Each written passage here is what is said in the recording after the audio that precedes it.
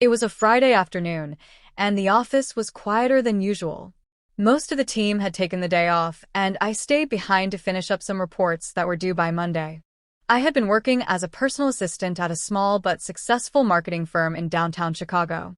My boss, Ethan Carter, was a sharp, charismatic man in his early 40s, always dressed in immaculate suits and radiating the kind of calm confidence that made everyone around him sit up straighter. That day, he had decided to hold an informal team lunch for those who stayed behind. Since the office kitchen was more like a lounge with a full counter, appliances, and even a small dining table, he offered to pick up some takeout while I prepped the place. The task fell on me because, frankly, I didn't mind organizing and making things look nice. I was bent over the kitchen counter, rummaging through the lower cabinets for the good plates we kept hidden away for rare team gatherings. I was humming to myself, not aware of anything else, until I heard a voice behind me. "Need a hand?" Startled, I turned quickly and bumped my elbow on the cabinet door. Standing there with a smirk and a takeout bag in each hand was Ethan. I laughed, slightly embarrassed, and rubbed my elbow. "You scared me. I didn't hear you come in."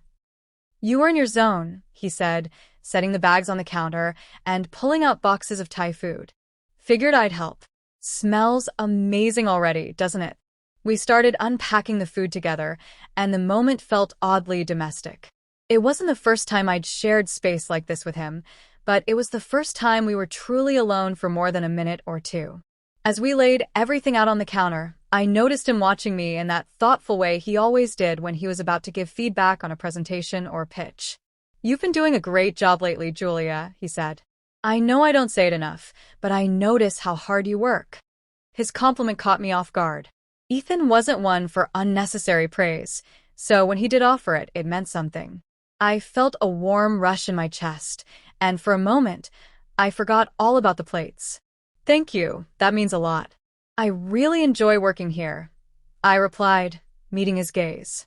There was a silence, not awkward, but charged with something I couldn't quite name. Then the microwave dinged, breaking the moment. Ethan turned to it and chuckled. "Saved by the bell," he said. We moved to the table, set out the food, and sat across from each other. The conversation turned easy again, flowing from work topics to weekend plans.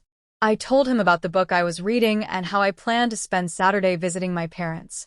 He told me about his dog, Max, who had recently developed a fear of thunder and refused to leave the bathroom during storms. "That's oddly specific and very relatable," I laughed. "I used to hide in the closet as a kid whenever it stormed." He smiled. Maybe Max is onto something. Lunch passed quickly, and before we knew it, we were cleaning up. As I was tossing empty containers into the trash, Ethan leaned against the counter and said, "I've been thinking about promoting you." I paused, holding a box in midair. "Seriously?" He nodded. "You've taken on a lot more responsibility over the past few months. You've managed client calls, coordinated team schedules, and kept things running smoothly, even when I was out of town last month. I think you're ready for the next step." My heart was racing. I had hoped for this, but hearing it out loud was something else entirely. "Wow, I thank you. I'd love that." "Good," he said simply. "We'll talk details next week. For now, finish up and enjoy your weekend." He grabbed his coat and gave me a warm smile before heading to the door. I stood there for a moment, stunned and elated. Once I collected myself, I finished tidying the kitchen, humming again, this time a little louder. The weekend was a blur of family visits and catching up on sleep. I spent Sunday evening ironing my favorite blouse and rereading emails, wanting to be completely prepared for whatever Monday would bring. When I walked into the office that morning, Ethan greeted me with a nod and an envelope. "Your new title and updated responsibilities," he said. "It's official." I opened the envelope and saw the words, "Executive Administrative Coordinator," printed clearly on the document. Beneath that was a generous salary bump and some perks I hadn't expected. The rest of the day flew by in meetings and welcome messages from coworkers who had already heard the news.